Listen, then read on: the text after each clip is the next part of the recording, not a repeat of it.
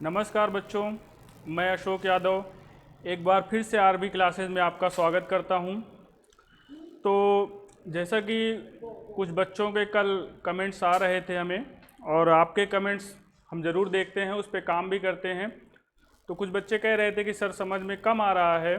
तो एक रिक्वेस्ट हमारा ये भी है आपसे कि जैसे आप वीडियो जब हमारा देखते हैं तो कोई चीज़ें अगर समझ में कम आ रही है तो जो पिछला वीडियो है आप लोग वो भी देख लिया करें। उसमें मैं स्टार्टिंग से आपको हर चीज़ें लेके चल रहा हूँ।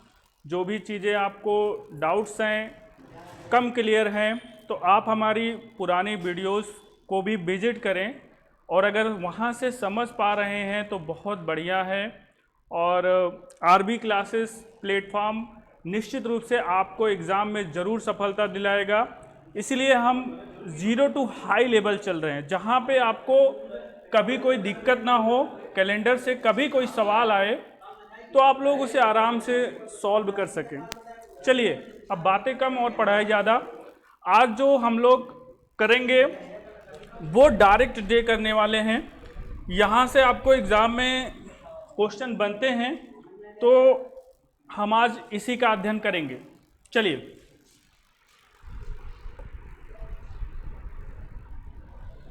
अब देखिए, बहुत ध्यान से समझ लीजिए। कोई भी चीज़ अगर आप उसकी कॉन्सेप्ट को समझ लेते हैं तो समझ लीजिए आपका आधा से ज़्यादा समस्या सॉल्व हो जाती है। अब इसका कॉन्सेप्ट क्या है, स्क्रीनशॉट लेना चाहें तो आप लोग ले सकते हैं। देखिए, कह रहा है कि चूंकि कैलेंडर की शुरुआत एक दिन सोमवार से होती है। अब हमारे यहाँ पे जो कैलेंडर की शुरुआत मानी गई है, आप समझिए इस बात को कि एक यानी कि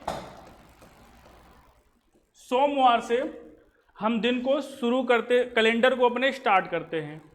और यहाँ पे आगे लिखा गया है कि इसलिए यदि शेषफल 1 आता है तो सोमवार, 2 आता है तो 2, यानी कि आप देख सकते हैं एक सर्कुलर फॉर्म बना सकते हैं। इस बात को आपको ये समझने के लिए है कि यहाँ पे 1 आ रहा है तो डेट यहाँ पे देखिए सोमवार है, 2 है तो मंगल है, इसी तरह से 3 है तो बुध, 4 बृहस्पति, 5 शुक्र, 6 शनि, और यहाँ पे अब 7 तारीख को फिर से वही दिन यानी कि 0 हो जा रहा है, रवि। अब देखिए, यही दिन आपका सर्कुलेट होता चला जाएगा, यानी कि फिर से 8 तारीख को सोमवार, ऐसे ऐसे आपका दिन फिर से बदलता हुआ चला जाएगा। तो आपको ध्यान देना है, कह रहा है कि जो शेषफल आता है, यानी कि अगर 1 आपका शेषफल है तो आप सोमवार मान के चलेंगे। अगर आपका शेषफल 2 है तो आप लोग उसे मंगलवार मान के चलेंगे। तो जिसको दिक्कत है मैंने लिख भी दिया है कि आप कौन से दिन को क्या मानेंगे। इतनी बात आपको हमें लगता है कि क्लियर हो गई होगी। अभी आप लोग परेशान ना होइए, कैलेंडर की ज़रूरत पड़ेगी तो हम लोग टेस्ट सीरीज भी चला देंगे। हर टॉपिक का अगर यूट्यूब पे हम लोग विस्तृत अध्ययन कर रहे हैं तो सब कुछ आपको मिलने वाला है। अभी आप कॉन्सेप्ट को समझते चलिए, कॉन्सेप्ट आप समझ जाएंगे तो फिर बिल्कुल आपको एकदम उंगलियों पे रहेगा कैलेंडर। चलिए, इसको थोड़ा, अब इसको मिटा दे रहे हैं। आप लोग इसका स्क्रीनशॉट लेके रख सकते हैं।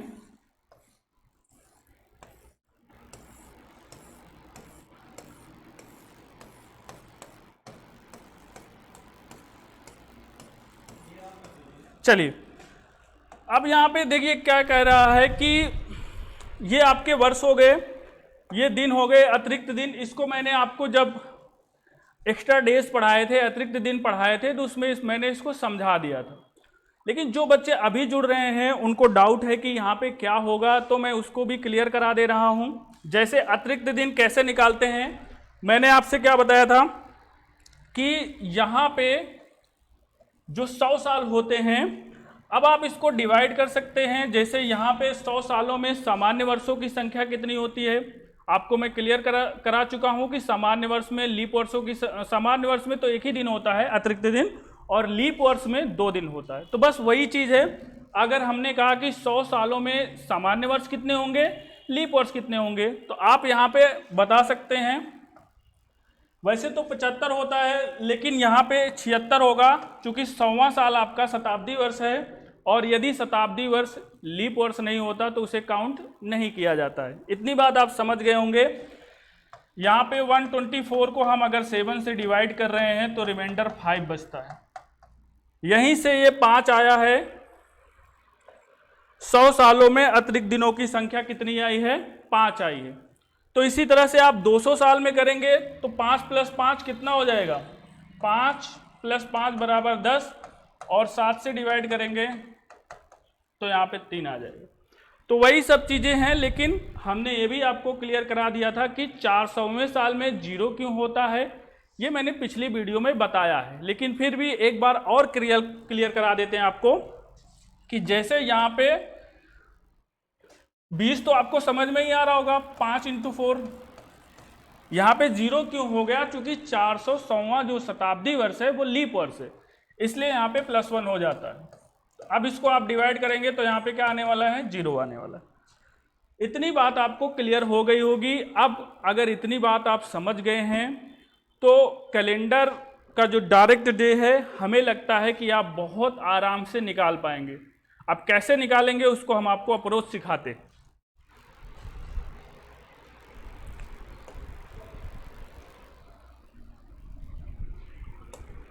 चलिए, पहला क्वेश्चन आप लोग देख रहे हैं, 31 दिसंबर सन 2000 को कौन सा दिन होगा? तो जो बच्चे पुराने हैं वो बिल्कुल प्रयास करें। बहुत ही सिंपल सा क्वेश्चन मैंने दिया है। इसमें जो आपका 31 दिसंबर यानी कि सन 2000 पूरा का पूरा है, इसमें मैंने बीच का कोई कैलेंडर, कोई डेट, कोई मंथ नहीं रखा है। देखिए आप लोग,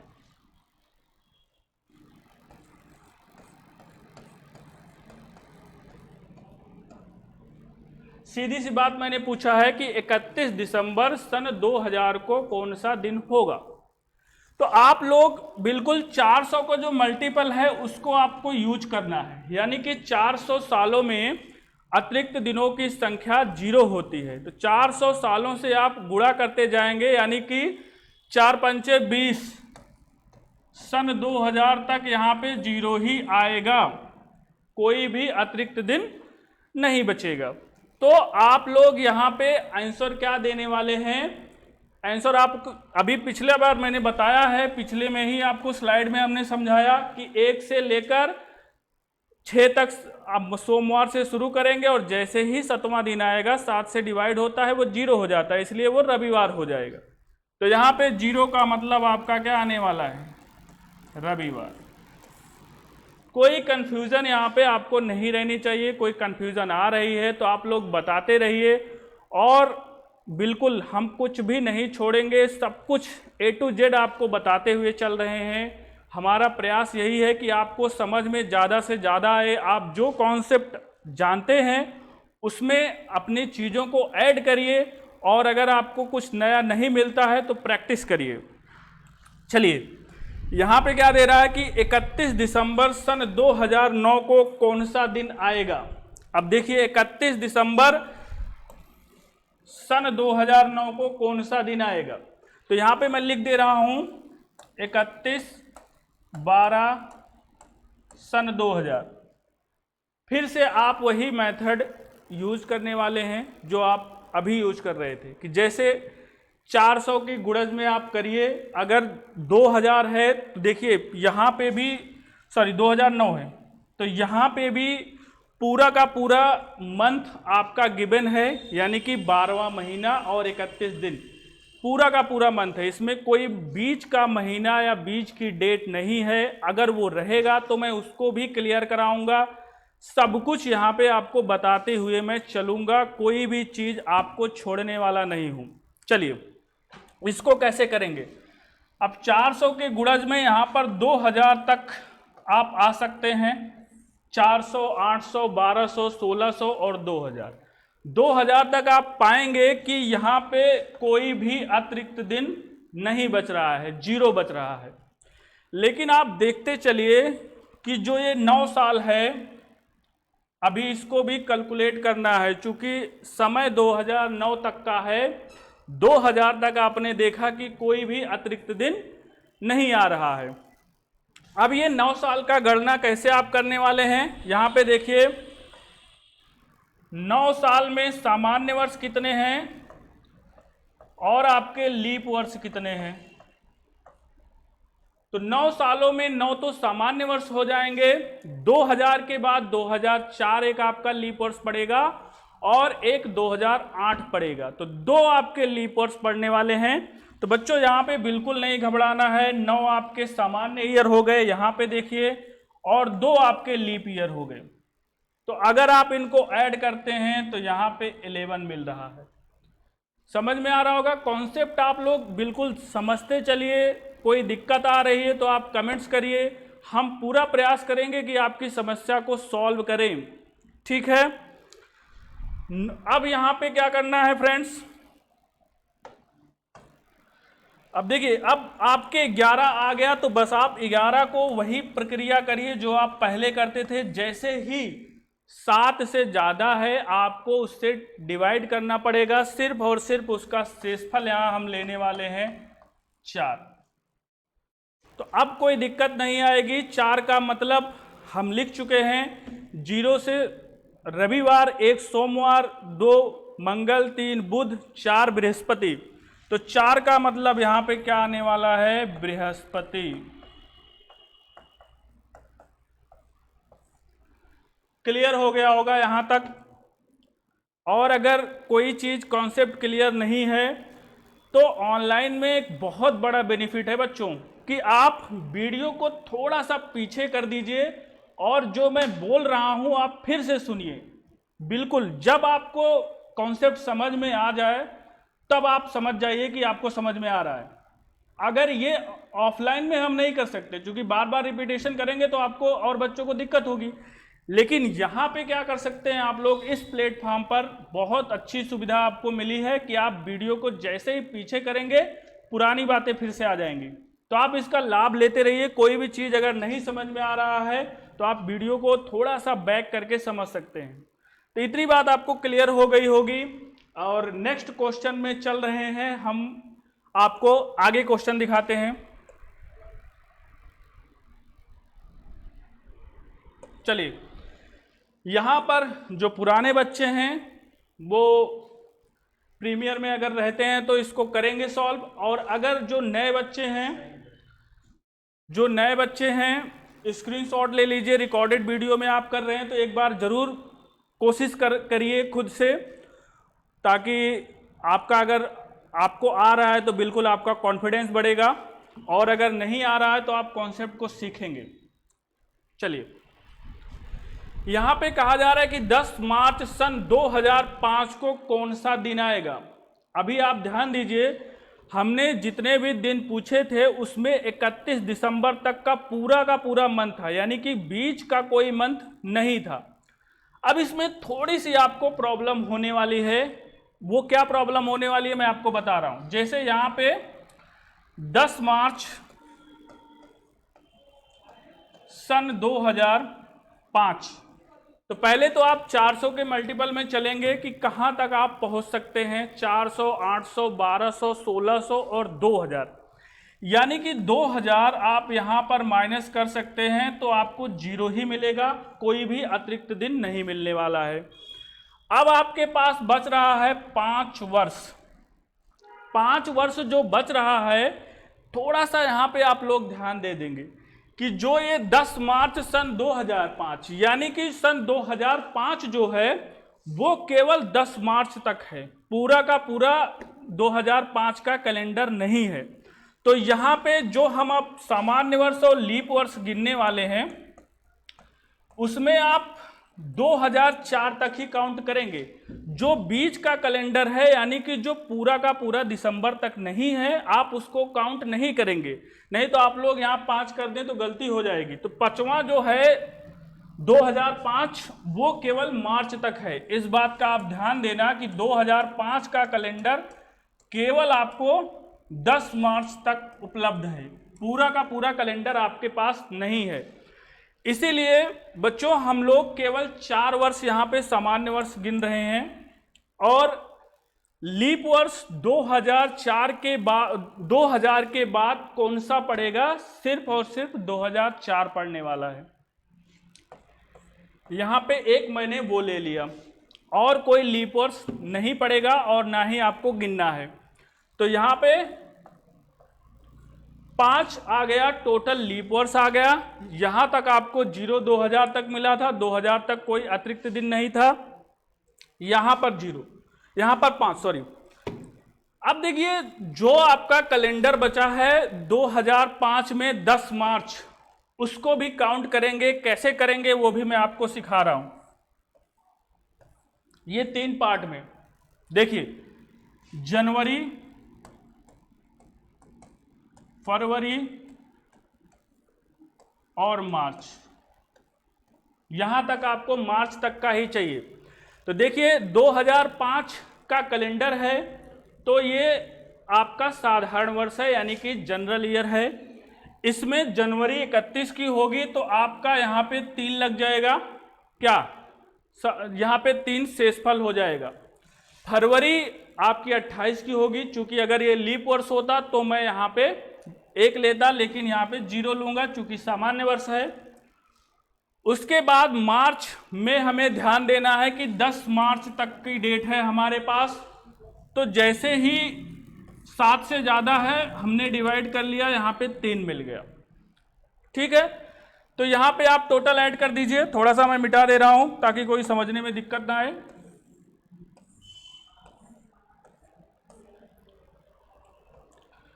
अब देखिए यहां पे आप ऐड करेंगे 3 + 0 + 3, 6 तो इसमें मिल गए, और यहां तक आपको मिला है 5, यानी कि 2000 तक आपका 0 था।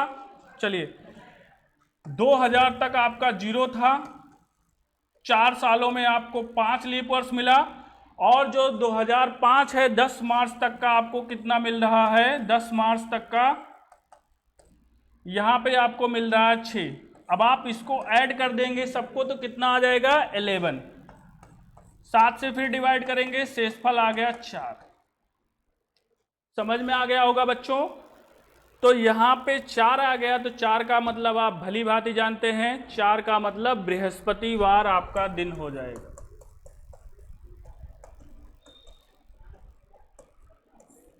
कोई डाउट्स हो तो आप लोग बता दीजिए। कॉन्सेप्ट नहीं समझ में आ रहा है, मैं फिर से प्रयास करूंगा, बार बार प्रयास करूंगा आपको समझाने की। एक क्वेश्चन मैंने और इसका लिया हुआ है, जब हम लोग, अब हमारी पेड क्लास चलेगी, आप उसमें जब हमसे जुड़ेंगे तो हम 1 नहीं 10 एग्जाम्पल देंगे आपको, जब तक आप कह नहीं देंगे कि हमको समझ में नहीं आ रहा है। चूंकि ये YouTube की क्लास है, यहाँ पे सीमित समय है, इसलिए मैं आपको एग्जाम्पल एक टाइप में 1 या 2 ही दे सक रहा हूँ। आपके लिए इतनी सहूलियत हो सकती है कि जब कॉन्सेप्ट क्लियर ना हो तो आप वीडियो बैक करके देखते रहिए, आपको कॉन्सेप्ट समझ में आ जाएगा। चलिए एक और मैंने आपको क्वेश्चन दे रखा है, आपको पूरा मौका मिलेगा क्वेश्चन को सॉल्व करने का, और मैं कोशिश हमारी यही रहेगी कि मैं आपको एक्सपर्ट बनाते हुए चलूं।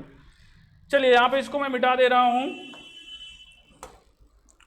अगला क्वेश्चन देखते हैं। कह रहा है कि 10 फरवरी सन 1803 को कौन सा दिन होगा? बहुत बच्चे होंगे जो ये कह रहे होंगे कि सर आप 2000 वाला कैलेंडर ले रहे हैं, अगर 1800 का आ जाए या 1600 का आ जाए, 16वीं शताब्दी आ जाए, 25वीं शताब्दी आ जाए, तब क्या करेंगे? तो इसीलिए मैंने एक 18वीं शताब्दी का भी कैलेंडर आपको ले लिया है कि 1803, इसमें आपको चीजें क्लियर हो सकें कि इसको हम कैसे अप्रोच करेंगे। ठीक है, चलिए 10 फरवरी 1803 को कौन सा दिन होगा? अगर आपको कॉन्सेप्ट समझ में आ गया है तो बिल्कुल आप प्रयास कर सकते हैं। रिकॉर्डेड वीडियो देख रहे हैं तो आप लोग इसको पॉज करके खुद एक बार सब ट्राई करें, उसके बाद मैं आपको कॉन्सेप्ट समझा रहा हूं। चलिए यहां पे देखिए 10/2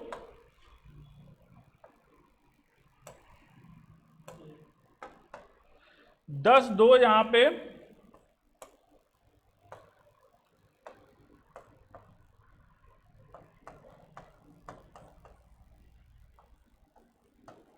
10×2=1803 है। तो इसको कैसे करेंगे? पहले तो 400 के मल्टीपल में देखिए कहां तक पहुंच सकते हैं। 400, 800, 1200, 1600, यानी हम यहां पे 1600 तक का हिसाब क्लियर कर सकते हैं। यहां पे हमें क्या मिल जाएगा? 0। अभी भी आपके पास 203 वर्ष बच रहा है। कितना बच रहा है? 203। अब इसको कैसे लगाएंगे? यहां थोड़ा स्पेस कम पड़ रहा है, यहां पे समझ लेते हैं। 203 में यहां पे आप 200 साल तक, आपको मैंने अभी बताया था कि 200 सालों में अतिरिक्त दिनों की संख्या 3 होती है, तो बिल्कुल आपको यहां उसका फायदा मिलने वाला है। अब आपके पास मात्र 3 वर्ष बच रहा है। कितना बच रहा है? 3 वर्ष। तो बस आपको कुछ करना ही नहीं है, आपने 1800 तक का बात क्लियर कर लिया, 1803 आना है। और ध्यान देना है आपको सिर्फ इतनी सी बात कि जो आपका तीसरा महीना है, यानी कि 1803वां जो कैलेंडर है, यानी कि तीसरे साल में 10 फरवरी तक का ही कैलेंडर है, पूरा का पूरा 31 दिसंबर तक नहीं है। तो आपको जो तीसरा साल है वो पूरा काउंट नहीं करना है, बस इतनी सी बात ध्यान देनी। तो यहां पे हम लोग अब यहां पे देख सकते हैं, आपको सामान्य वर्ष देख लेना है और लीप वर्ष। हमारे पास केवल 2 वर्ष हैं, तो यहां पे 2 वर्षों में 2 सामान्य वर्ष 1801 और 1802। इसमें कोई लीप वर्ष तो मिलेगा नहीं 1803 तक, तो लीप वर्ष आपका 0 है। यहां पे इन सालों में 2 मिल गया। अब बचा हुआ जो आपका 10 फरवरी है, आराम से आप लोग जा सकते हैं। ये बात है 1803 की, तो ये लीप वर्ष तो है नहीं, सामान्य वर्ष है, तो आप लोग यहां तक बड़े आराम से जा सकते हैं। जनवरी है और 10 फरवरी है। जनवरी में बच्चे यहां पे कितना आप लोग लगाएंगे? 3, और फरवरी में 0। समझ में आ रहा होगा? पूरा का पूरा अब आप कैलकुलेट कर लेंगे। यहां तक आपको 3 मिला है इस शताब्दी में, और यहां पर 1803 1600 वाले में यहां तक 0 था, और इसमें केवल 3 मिला है, और यहां तक 3 मिला है। समझ गए होंगे पूरी बात? सबको अब जोड़ लेना है, 1 बाय 1 करके जोड़ते हैं बिना कंफ्यूज हुए। पहले हम यहां तक देख लेते हैं, 1600 तक 0 है, तो 0 तो जोड़ना नहीं है, आप चाहो तो यहां लिख लो। उसके बाद ये जो 200 साल है, इसमें कितना मिला है? हमें 3 मिला है, इसको भी हमने लिख लिया। उसके बाद सामान्य वर्ष 1800 तक क्लियर होने के बाद 1 और 2, इसमें हमें केवल 2 मिला है, इसको भी हमने लिख लिया। उसके बाद 10 फरवरी तक यहां पे हमें केवल 10 फरवरी था, तो हमने यहां पे थोड़ा सा मिस्टेक किया है, आप लोग समझ लेंगे। कमेंट्स आप लोग बिल्कुल करते रहा करिए, कैलकुलेशन में अगर कोई दिक्कत आती है। 10 फरवरी पूरा फरवरी नहीं था, तो यहां पे 7 से डिवाइड करना पड़ेगा, यहां पे आपका 0 नहीं होगा। थोड़ा सा आप लोग कैलकुलेशन में ध्यान देते रहेंगे। यहां पे आपका 3 आएगा, तो यानी कि 10 फरवरी तक का पूरा कैलकुलेशन अगर आप लेके चलेंगे तो यहाँ पे 6 मिलने वाला है। आप इसको लिख सकते हैं। अब आप टोटल कर लीजिए, 3, 2, 5 और 6 11 डिवाइडेड बाई 7, रिमाइंडर 4 का मतलब बृहस्पति। इतनी बात आपको समझनी चाहिए, चाहे बीच का कैलेंडर हो, 1800 हो, 1600 हो, 2500 हो, आप कोई भी एग्जाम में फंस नहीं सकते हैं। कितना भी बड़ा सवाल दे दे, IAS, PCS, TGT, PGT कहीं भी आप देंगे तो आपको कभी दिक्कत नहीं आएगी। पूरा का पूरा आप कैलकुलेशन कर सकते हैं, इसीलिए मैंने स्टेप बाय स्टेप बता दिया। ये आपके समझने के लिए मैं आपको बहुत आराम से बता रहा हूं। बाद में जब हम लोग क्वेश्चन सॉल्व करेंगे तो सिर्फ डायरेक्ट अप्रोच लगाएंगे, वहां पे मैं पूरा का पूरा ये सब लिखूंगा नहीं, क्योंकि अभी मुझे आपके दिमाग में कॉन्सेप्ट को लिखना है। अभी तो मैं बोर्ड पर जल्दी बता दूंगा, कोई मतलब नहीं निकलेगा। ये कॉन्सेप्ट आपके दिमाग में लिख दिया जाए, उसके बाद जितना जल्दी कहेंगे उतना जल्दी क्वेश्चन करा देंगे। अभी जब हम लोग क्वेश्चन कराएंगे, प्रैक्टिस करेंगे, तब सीधा कॉन्सेप्ट डायरेक्ट लगाएंगे। तब हम ये आपको बताएंगे नहीं, लिखकर समझाएंगे नहीं, अभी आप समझते रहिए बातों को। तो आई थिंक ये टॉपिक आपको क्लियर हो गया होगा, डायरेक्ट दिन निकालना। तो आप लोग आराम से इसको निकाल सकते हैं, समझ गए होंगे अप्रोच, ठीक है। अब हम लोग नेक्स्ट वीडियो पे चलेंगे।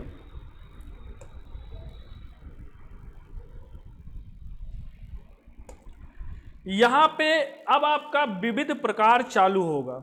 इसमें लगभग 7 से 8 टॉपिक हैं, 1 बाय 1 आपको हम क्लियर कराते हुए चलेंगे। कोई जल्दबाजी नहीं है, अभी कोई एग्जाम की अभी डेट हमारे पास नहीं आई है, तो बिल्कुल हम लोग डीपली अध्ययन करेंगे। और एक बार आपको इतना समझा दे रहे हैं कि भले ही फ्री क्लास है, लेकिन यहाँ पे मैं सब कुछ आपको बता रहा हूँ। जब आप यहाँ पे देख रहे हैं, हाँ, जब हमारी पेड क्लास होगी तो हम प्रैक्टिस कराएंगे, आपको कंटेंट देंगे, बहुत कुछ मिलेगा वहाँ पे, डिफरेंट भी मिलेगा। लेकिन यहाँ पे हमारी कोशिश यही है कि जो भी हम आपको दे रहे हैं A to Z दे रहे हैं। कहीं पे भी आप यूट्यूब पर जब देखते हैं तो सिर्फ 2 से 3 टाइप देखते हैं और बहुत 10 मिनट का वीडियो देखकर खुश हो जाते हैं। लेकिन यहाँ पे आपको एग्जाम क्रैक करना है, मुझे खुश नहीं करना है, आपको एग्जाम आपका निकलवाना है, जिसके लिए आपके चेहरे पर हमेशा मुस्कान रहे। यहाँ से आप सेलेक्ट होके जाएं तो आरबी क्लासेस का नाम हर जगह आप बताएं कि हमने यहाँ से पढ़ के एग्जाम क्रैक किया। और अगर आप किसी पोस्ट पर पहुँच जाते हैं तो वहीं मत रुकिए, उसके आगे भी चलते जाइए। तो कुल मिला के अगर हमारे साथ हैं तो हम आपको कहीं दिक्कत नहीं आने देंगे। चलिए अगला जो कॉन्सेप्ट बता रहे हैं, जो लोग शादीशुदा हैं, बहुत अच्छा कॉन्सेप्ट है। आप अपनी वाइफ को भी खुश कर सकते हैं। कैसे खुश करेंगे वो मैं इसमें बता रहा हूं, कॉन्सेप्ट को समझिएगा। यहाँ पे कह रहा है कि विविध प्रकार में पहला जो टॉपिक हमने लिया है कैलेंडर का जो रिपीटेशन होता है, यानी कि जो कैलेंडर है अपने आप को कितने साल में दोहराता है, कितने साल में रिपीट करता है, मतलब पूरे साल का कैलेंडर उस साल में सेम टू सेम होता है, कोई वहां पे बदलाव नहीं आएगा। तो वो कब होता है, उस बात को एक क्वेश्चन के फॉर्मेट के रूप में हमने आपको दे दिया है। और यहाँ पे नीचे देखेंगे तो ये मैंने लिखा है कि अप्रोच कैसे करनी है, लेकिन पहले क्वेश्चन पढ़ लेते हैं, फिर इसको हम सॉल्व करेंगे तो अप्रोच भी समझेंगे। देखिए यहाँ पे क्वेश्चन कैसे आ सकता है कि पूजा अपने शादी की सालगिरह 4/4 सन 2001 को रविवार के दिन मनाती है, तो बताइए फिर से इसी दिन वह अपनी सालगिरह कब मनाएगी। तो फ्रेंड्स, आप लोग सालगिरह मनाते हैं, बर्थडे मनाते हैं, तो आपका बर्थडे तो साल में जरूर आएगा एक बार, लेकिन जो दिन जब आप पैदा हुए थे, जो दिन उस टाइम पे था, जैसे सपोज करिए कि आप 5 फरवरी को पैदा हुए, उस दिन रविवार है। अब ऐसा संजोग कब आएगा कि फिर से आपके बर्थडे के दिन रविवार पड़ जाए, मतलब ये दिन रिपीट हो, डेट रिपीट नहीं, दिन रिपीट। तो आपका बर्थडे है या आपकी एनिवर्सरी है तो अपनी वाइफ को खुश कर सकते हैं इस बात से, ठीक है। चलिए अब इसको सॉल्व कैसे करेंगे, कैसे कैलेंडर अपने आप को दोहराएगा, मैंने यहाँ पे ट्रिक लिखी हुई है, आप इसको स्क्रीनशॉट ले लीजिए अपने मोबाइल पर, हमेशा आपके साथ रहने वाला है। अब देखिए यहाँ पे मैं कह रहा हूँ कि वर्ष को 4 से डिवाइड कर दो। अब बात समझिएगा, जैसे सन 2001 है तो आप सन देखिए, इसमें डेट मत देखिए। सन 2001 को 4 से जब डिवाइड करोगे तो शेषफल कितना लगने वाला है, 1। यहाँ तक समझ में आ गया होगा, कोई दिक्कत नहीं हुई होगी आपको। अब यहां तक अगर आप समझ गए तो यहां पे आगे भी देखिए, यदि शेषफल 1 आता है तो उसमें +6, यानी कि अगर 1 आ गया तो +6 कर देंगे 7 का मतलब 2001 के बाद 6 साल, 2001 के बाद 6 साल आएगा यहां पे 7 में, यानी कि पूजा जी अपने शादी की जो दिन है सालगिरह की रविवार को, वो फिर से रविवार को मनाएंगी 2007 में। बात क्लियर हो गई बच्चों। तो आपको उस वर्ष को भाग दे देना है 4 से, शेषफल 1 आता है तो उसमें 6 आप ऐड कर देंगे तो वो 2007, यानी कि जो भी आएगा ईयर रहेगा, अगर 1 शेषफल है उसके 6 साल बाद उस वर्ष में वो फिर से उसी दिन को अपना जो भी चीज़ है सेलिब्रेट कर पाएंगे। अब देखिए उसके आगे वाला पढ़ लेते हैं। यदि शेषफल 2 या 3 आता है तो वो 11 साल बाद दोहराएगा। अगर जैसे ये सन 2001 ना मना के सन 2002 में अगर ये अपना शादी की सालगिरह मनाती 4/4 को, तो फिर से ये संयोग कब बनता? तो इसमें अगर 2 शेषफल होता तो 11, यानी कि ये बनता 2013 में, तो फिर ये संयोग 11 साल बाद बनता। अगर इसी तरह से 3 शेषफल आता है तब ये संयोग उतने ही साल में बनेगा, 11 साल में। लेकिन अगर 0 आ जाता है तब, यानी कि वो लीप वर्ष हो जाता है, 4 से जब वो कट जाएगा पूरा पूरा तब वो लीप वर्ष हो जाएगा। और यदि आपका शादी की सालगिरह या बर्थडे लीप वर्ष में है तो बड़े दुर्भाग्य की बात है कि वो समय आएगा 28 साल बाद।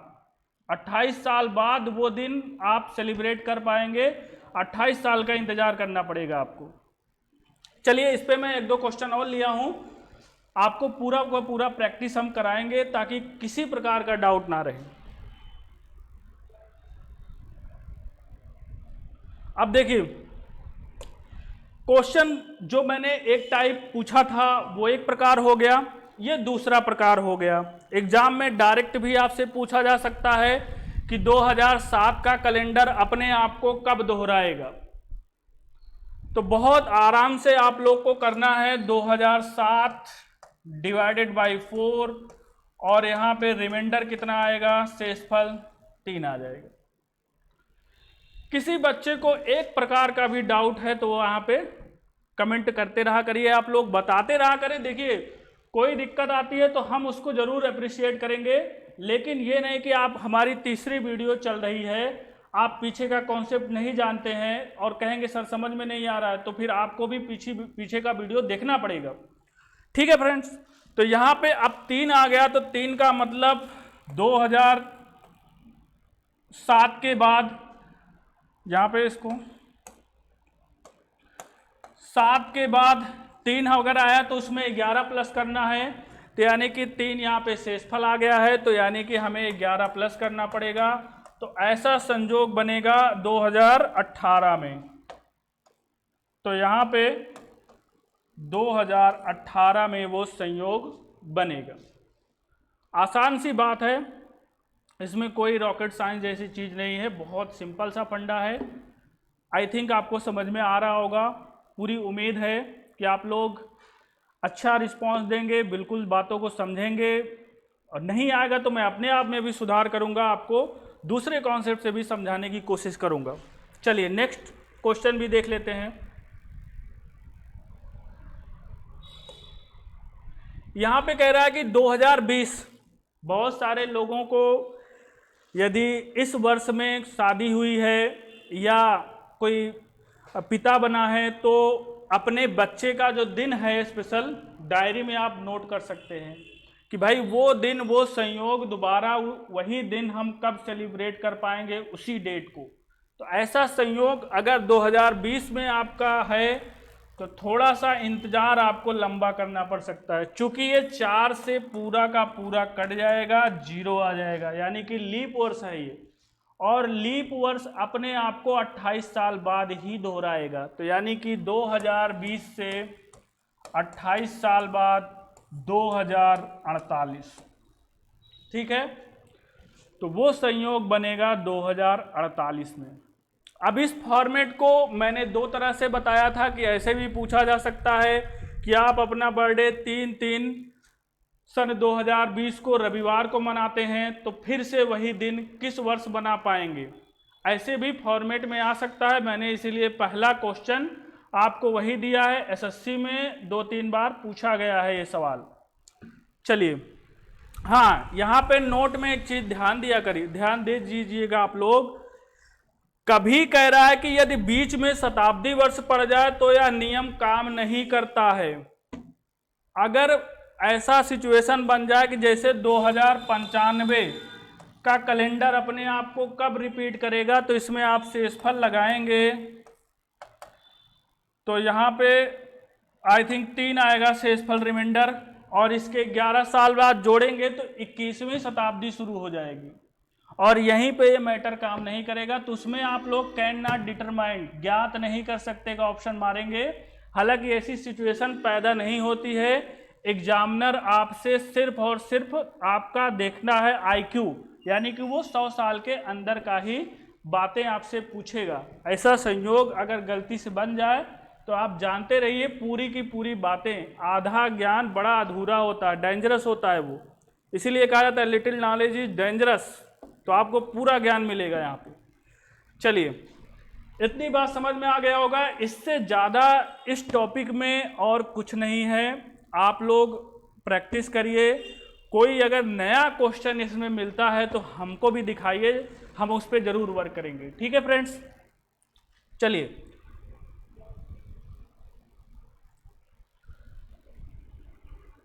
अगला जो टाइप आपका है, कई बार एग्जाम में आपसे पूछ लिया जाता है, छोटी छोटी मगर मोटी बातें हैं। अगर आपको नहीं पता है तो आपका दिमाग एक बार घूम जाएगा और आप गलती कर सकते हो। देखिए, क्वेश्चन में रहता है कि कौन सा दिन महीने में 5 बार आता है। ऐसा सवाल एग्जाम में आपको देखने को मिला होगा कई बार। तो कुछ लोग तो बता लेते हैं, कुछ लोग जोड़ते रहते हैं कि 1 तारीख को पड़ेगा कि 2 को पड़ेगा, 2 वाला पड़ेगा कि 3 वाला पड़ेगा। बड़ा कन्फ्यूजन रहता है उसमें। और ऐसा भी होता है कि 1 तारीख, 2 तारीख, 3 तारीख, तीनों वाले दिन 5 बार आ जाते हैं। और उसमें आप फिर कौन सा टिक मार के आते हैं, ये तो फिर भगवान भरोसे है। तो इसको भी समझ लेते हैं कि इस पर क्या अप्रोच आपकी होनी चाहिए।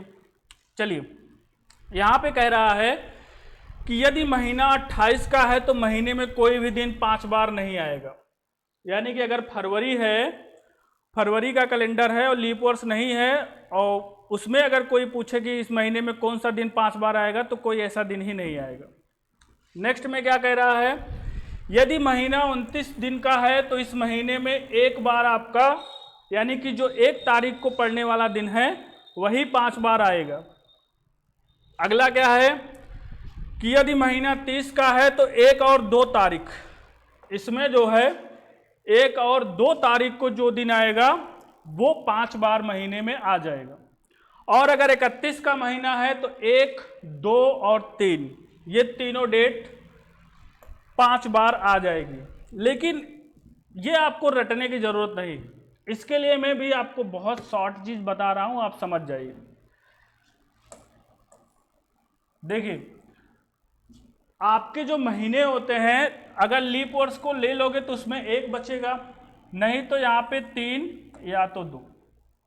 बात समझिए, 3 का मतलब जो महीना आपका 30 का है, 31 का है सॉरी, उसमें 3 शेषफल आता है।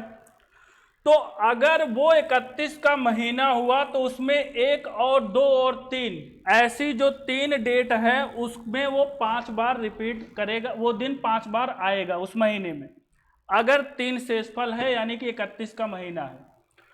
और अगर 2 शेषफल है, 30 का महीना है, तब वो अब ऐसी सिचुएशन 1 और 2 तारीख को बनेगी। तो उसमें आप लोग अगर 2 शेषफल आ रहा है तो यानी कि 1 और 2, और ऐसा महीना कौन सा है, 30 दिन वाला है। तो जैसे अप्रैल का पूछ रहा है तो आप अप्रैल में गिनने मत बैठिए, बस इतना समझिए कि 2 शेषफल है तो 1 और 2 तारीख को पड़ने वाला जो दिन है वही 5 बार आएगा। अगर ऑप्शन में दोनों तो देगा नहीं, अगर दोनों दे दिया है तो फिर दोनों पे रहेगा ऑप्शन ए और बी दोनों, तो आप उसको टिक मारोगे। समझ में आ रहा होगा आपको। और यदि फरवरी है तो 29 की है, वो लीप वर्ष है, तो उसमें तो आप जानते ही हैं केवल 1 तारीख को ही आएगा। तो कंफ्यूजन कोई नहीं होना चाहिए। आप अतिरिक्त दिनों से पकड़ सकते हैं, जिसमें 3 अतिरिक्त दिन उसकी 3 तारीख 5 बार आएगी, जिसमें अतिरिक्त दिन 2 उसकी जो है 2 तारीख केवल 5 बार रिपीट होगी। इतनी बात आप समझ गए होंगे तो अब आप आराम से सारे सवालों के जवाब दे पाएंगे। कोई, हमें लगता है कि कोई आपको रोक नहीं सकता है 1 नंबर लेने से। अब एग्जाम में कैसे आता है जरा समझिए।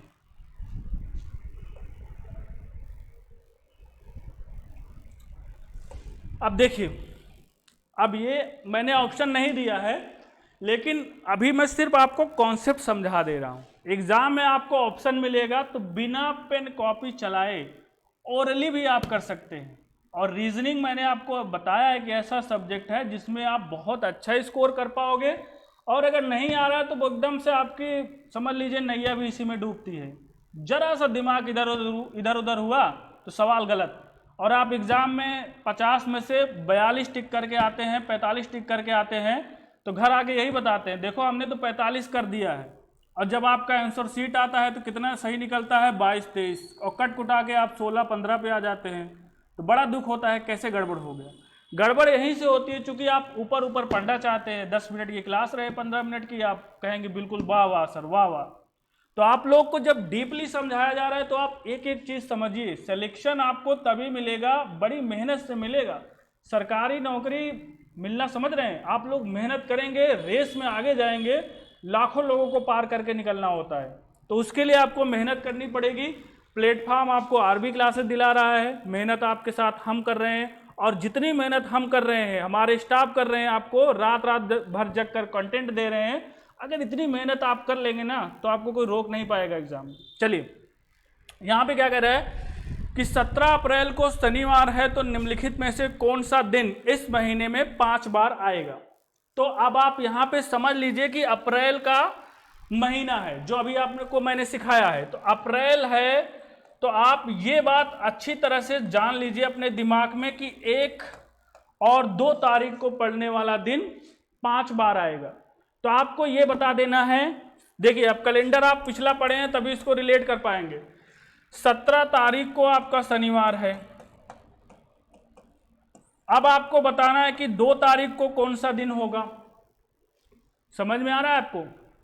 जिनको नहीं समझ में आ रहा है आप साथ साथ पीछे चले जाइए, ज्यादा कुछ नहीं करेंगे, हम रिमाइंडर भी नहीं लेंगे, चलो शेषफल वैसे भी नहीं बताएंगे। यहां पे 7 दिन पीछे आएंगे तो 10 तारीख हो जाएगा, उसके 7 दिन पीछे आएंगे तो 3 तारीख हो जाएगा। यानी कि जो 3 तारीख है वहां तक आपका दिन क्या पड़ने वाला है, शनिवार। क्योंकि 7-7 दिन का अंतराल होता है तो उसी दिन पर आ जाते हैं हम लोग। तो 3 तारीख को अगर शनिवार है तो 2 तारीख को आप आराम से बता ले जाएंगे कि 2 तारीख को क्या हो जाएगा, एक दिन और पीछे, तो यहां पे हो जाएगा शुक्रवार, और यहां पे आपका आ जाएगा बृहस्पति। तो ऑप्शन में आप लोग बिल्कुल एकदम नजर गड़ा दीजिए, बृहस्पतिवार का ऑप्शन मिले या शुक्रवार का मिले, दोनों 5 बार आएगा, फटाक से टिक मारिए और अपना आंसर ले लीजिए, 1 नंबर आपका क्लियर हो गया। अगर ये कॉन्सेप्ट ना पता हो तो आप जोड़ते घटाते रहिए कि भैया 1 तारीख को क्या होगा, 2 तारीख कैसे दिन निकालेंगे, साथ साथ ऐड करते हुए जाएंगे, 1 को 7 है तो 8 करेंगे, बहुत समय लग जाएगा। तो कुल मिलाकर रीजनिंग आपकी अप्रोच के ऊपर चलती है, अप्रोच तभी सीखेंगे जब सब बातें सुनेंगे आप, ठीक है। तो आई थिंक ये क्लियर हो गया होगा। अभी एक आध सवाल हम और आपको डिस्कस करा देंगे। नेक्स्ट स्लाइड, यहां पे देखिए क्वेश्चन पढ़िए, एक बार आप लोग कोशिश करिए। 27 जुलाई को रविवार है, तो निम्नलिखित में से कौन सा दिन इस महीने में 5 बार आएगा, ठीक है। अप्रोच आपकी बिल्कुल स्पष्ट होनी चाहिए। जुलाई का महीना, तो शेषफल कितना लगेगा 3, और अगर शेषफल 3 लग गया तो यानी कि आप बिल्कुल तैयार हो जाइए कि 3 तारीख तक 1, 2 और 3 इस तारीख को जो भी दिन आएगा वो 5 बार अपने आप को दोहरा देगा। तो यहां पे हमें पता है डेट 27 जुलाई, तो बस आप लोग 7-7 दिन पीछे चले आइए और इसको पता कर लीजिए कि 3 तारीख को कौन सा दिन होगा। तो 7 घटा देंगे तो 20 बचेगा, और 7 घटाएंगे तो 14 बचेगा, और 7 घटा देंगे तो यहाँ पे 7 के मल्टीपल में क्या आ जाएगा, यानी कि 7 जुलाई को आप बता पाएंगे, ठीक है। 7 घटाएंगे तो 20 और 7 घटाएंगे तो यहाँ पे 13 होगी, 14 नहीं होगा, 13 होगी भाई। 7 अगर 27 में घटाएंगे तो 20, और 20 अगर 7 में फिर घटाएंगे तो 13, और फिर 7 घटाएंगे तो 6, यानी कि 7 को नहीं 6 को यहाँ पे आपको पता चल जाएगा। इसको क्लियर कर लेते हैं। यहाँ पे 6 जुलाई को आपका रविवार,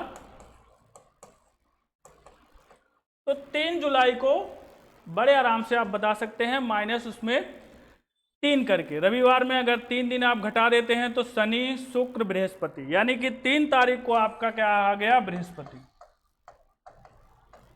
और ये बृहस्पति आ गया तो यहाँ पे आपका एक दिन और पीछे बुध, और यहाँ पे मंगल।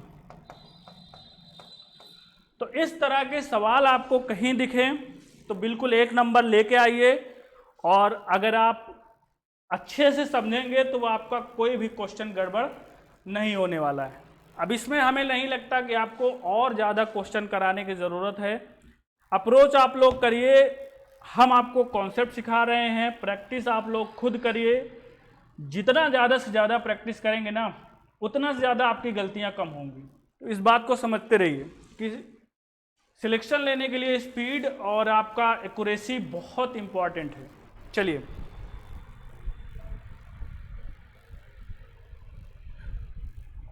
नेक्स्ट टॉपिक हमने जो लिया है वो शताब्दी वर्ष का प्रथम और अंतिम दिन ज्ञात करने के लिए लिया है। अभी ये टॉपिक इससे रिलेटेड है, इसलिए मैं चाहता हूं कि आज ये भी ख़त्म हो जाए। आपकी कम से कम 3 से 4 क्लास, अभी एक क्लास और लगेगी, तो 4 क्लास में पूरा कैलेंडर समझ लीजिए कि एकदम A to Z क्लियर है, कोई उसमें हमने छोड़ा नहीं। और जब आप लोग सवाल लगाएंगे तो आपको खुद ही समझ में आ जाएगा कि सर ने सारा कुछ बता के रखा है। चलिए, यहाँ पे कह रहा है कि किसी भी शताब्दी के अतिरिक्त दिनों की संख्या शताब्दी वर्ष के अंतिम दिन को दर्शाती है। इसका मतलब क्या है मैं आपको समझ में बता रहा हूँ कैसे इसको समझना है, और जो बच्चे इसको नहीं समझना चाहते हैं तो वो एक स्क्रीनशॉट इसका ले लें। और ये दिन मैंने लिख दिया कि century first, second, third, fourth के बाद वो फिर से रिपीट करना शुरू कर देती है। मैं आपको बताऊंगा अभी जब समझाऊंगा, लेकिन आप इतना जानिए कि पहला दिन ये आपके 4 दिन होते हैं और आखिरी ये आपके 4 दिन होते हैं। इसके अलावा आपका कोई और दिन नहीं आएगा, यही 4 दिन आएंगे। तो आप आखिरी दिन है और पहला दिन है, आप इसको रट लीजिए। स्क्रीनशॉट में हट जा रहा हूं, आप ले लीजिए, ठीक है। उसके बाद जो समझना चाहते हैं उनके लिए मैं समझा देता हूं। एक क्वेश्चन लेते हैं, पहले समझ लेते हैं कॉन्सेप्ट को, फिर क्वेश्चन लेते हैं। देखिए,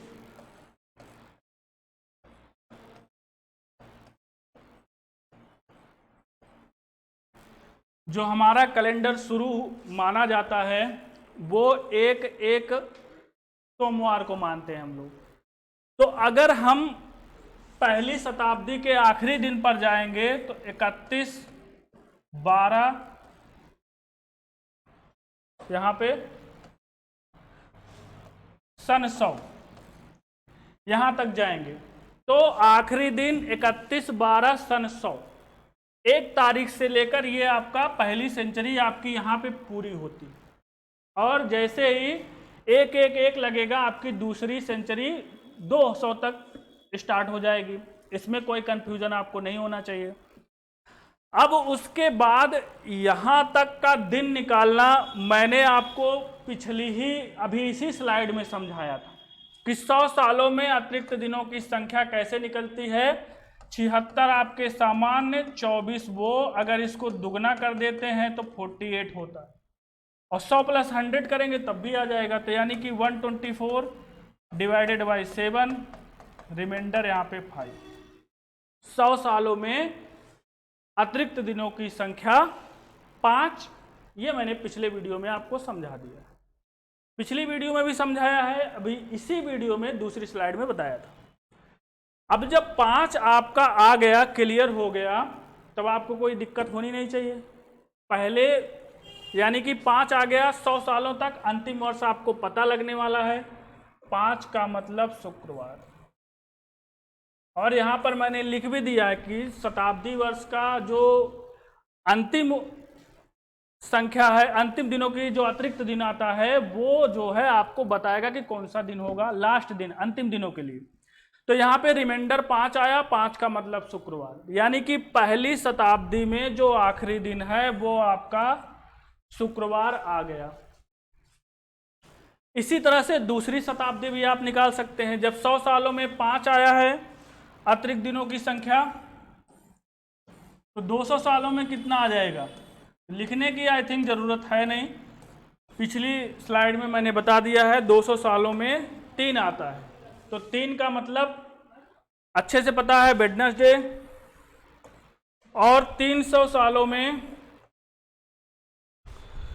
आपकी जो अतिरिक्त दिनों की संख्या है यानी कि 15, एक आएगा, 5 5 10 5 15, 100 साल में 5, 200 साल में 10, 300 सालों में 15, तो 15 को 7 से भाग देंगे तो एक आ जाएगा, एक का मतलब मंडे। और 400 सालों में, चूंकि 20 तो वैसे हो रहा है लेकिन 400वां साल ये शताब्दी लीप वर्ष है, शताब्दी लीप, इस बात को बार बार मैं बता रहा हूं इसलिए 21 हो जाता है, इसलिए यहाँ पे 0 हो गया, 7 से कटने के बाद शेषफल 0, तो यहाँ पे इसलिए संडे आ गया। अब इतनी बात आपको समझ में आ गई होगी कि यहाँ पे अगर 31/12 सन 100 है तभी तो दूसरी शताब्दी का इसके बाद समय शुरू हो जाएगा, यहाँ पे 1 सन 101, ठीक है। समझ पा रहे होंगे कि यहाँ पे जब शुक्रवार हुआ आखिरी दिन पे तो उसके जस्ट आगे यानी कि दूसरी शताब्दी का पहला दिन, यहाँ पे आपको उसके आगे का एक दिन शुक्रवार के बाद शनिवार हो गया, और यहाँ पे जो शताब्दी वर्ष आया है यहाँ पे वो तीसरा आ गया, उसके बाद वाला। और मंडे को जो आखिरी में आया तीसरी सेंचुरी में, यहाँ पे इसका फर्स्ट डे हो गया, और ये वाला यहाँ पे आएगा यानी कि संडे, ये रिपीट होके यहाँ पे चला जाएगा मंडे में, तो संडे के बाद मंडे। ये चौथे साल बाद क्यों रिपीट हो जाता है इसको भी हम आई थिंक बता चुके हैं, जो नहीं जानते हैं अब ऐसे समझिए कि 100 सालों में आपका 5, 200 सालों में 3, 300 सालों में 1 और 400 सालों में 0 हो जा रहा है। और अगर 500 साल में जाएंगे तो फिर से वही आपका 400 साल तक 0, 100, यानी कि फिर से वही 5 आपका आने वाला है, यानी कि वही फिर से रिपीट होगा। तो यही 4 आपके रिपीट होते रहेंगे सारे शताब्दी में, first day, third and fourth के बाद आपका रिपीट होता रहेगा। तो आप इतनी बात समझ गए होंगे तो आपको पूरा का पूरा कैलेंडर टॉपिक क्लियर हो जाएगा। अब इसमें सवाल कैसे आते हैं जरा ये भी समझ लेते हैं कि सवाल कैसे पूछता है। देखिए क्वेश्चन आपका ऐसे आएगा, निम्न में से कौन सा दिन किसी शताब्दी का प्रथम दिन नहीं हो सकता। तो आपको पता है कि प्रथम शताब्दी में 4 दिन थे, वो कौन कौन से थे? पहला शुक्र था, बुध था, सोम था और रवि था। ये आपके 4 दिन तो पड़ रहे थे। इसके बाद ऑप्शन में आपको देख लेना है कि इन चारों में से कौन सा दिन नहीं है। तो निम्न में से कौन सा दिन नहीं हो सकता, तो आप यहाँ पे देखिए, ए मंगल आई थिंक उसमें नहीं है, बृहस्पति भी नहीं है, शनि भी नहीं है, रविवार है। तो यहाँ पे थोड़ा सा गड़बड़ हो गया है, इसको आप मिटा दीजिएगा। यहाँ पे नहीं हो सकता है क्योंकि आपके नहीं वाले तो तीनों ऑप्शन हो जाएंगे, फिर नहीं वाले तो तीनों ऑप्शन हो जाएंगे। यहाँ पे निम्न में से कौन सा दिन किसी शताब्दी का प्रथम दिन हो सकता है। तो आपको यहाँ पे 4 दिन मैंने दिया है, चारों शताब्दी, प्रथम शताब्दी का, किसी शताब्दी का प्रथम नहीं, किसी शताब्दी का प्रथम दिन हो सकता है, बिल्कुल सही है, किसी शताब्दी का प्रथम दिन हो सकता है। तो चारों शताब्दी के प्रथम दिन ये लिखे हुए हैं। तो इसमें से कौन सा आपको मैच नहीं कर रहा है? आई थिंक मंगल नहीं, मैच करवाना है। कौन सा पड़ रहा है ये नहीं होगा, फिर रविवार हो जाएगा आंसर। तो आपको ये बताना है कि कौन सा दिन पड़ेगा, तो उसमें आपका रविवार आंसर हो जाएगा। कोई बड़ी बात नहीं है, आप चारों चीज जानते हैं, चारों में कौन कौन सा है और कौन कौन सा नहीं है, आप उसको रट भी सकते हैं। कॉन्सेप्ट लगाएंगे तो आपका प्रथम दिन मैंने बता दिया था कि चारों में लीप ईयर क्या पड़ रहा था, जो अतिरिक्त दिन 100 में 5, 200 में 3, 300 में 1 और 400 में 0, तो यही आपके पड़ रहे थे। तो उसके बाद यही 5 का मतलब आप शुक्र, बुध, सोम और बृहस्पति, ये आप याद कर सकते हैं। और इसके एक दिन बाद जो पड़ेगा वो अगला है, मैंने ये भी बताया है। जैसे यहाँ पे जो दिन पड़ रहा है उसके बाद इसका ये प्रथम दिन हो जाएगा, यानी कि इसका इसमें, ठीक है। तो पहले वाले में ये हो जाएगा, तो आप लोग समझ जाएंगे इस बात को। पिछले में मैं बता चुका हूँ, बस एक लास्ट क्वेश्चन कराऊंगा, उसके बाद फिर कैलेंडर की मोस्ट प्रोबेबली हम लास्ट क्लास करेंगे। अगर कुछ बचता भी है तो उसको भी क्लियर करेंगे, लेकिन एक सवाल और। चलिए, यहाँ पे क्वेश्चन क्या है, निम्न में से कौन सा दिन किसी शताब्दी का अंतिम दिन हो सकता है। तो यहाँ पे अंतिम दिन हो सकता है, लगता है नहीं अंतिम, पिछले में प्रथम पूछा था, इसमें अंतिम पूछा है। तो आप अंतिम वाले कौन से दिन हैं वो जरा चेक कर लेंगे, और उसके बाद जो भी अंतिम दिन आपका नहीं है वो आप इसमें टिक कर देना। तो इसमें कह रहा है कि अंतिम दिन नहीं होगा, तो यहाँ पे मंगल, बृहस्पति, शनि और रवि, इसमें आप अगर देखेंगे तो कौन सा नहीं पड़ेगा, हमारे हिसाब से रविवार होगा। ठीक है, आप लोग कॉन्सेप्ट चेक कर सकते हैं, क्वेश्चन को पढ़िए, और अगर कुछ समझ में कम आ रहा है तो ज़रूर कमेंट करिए।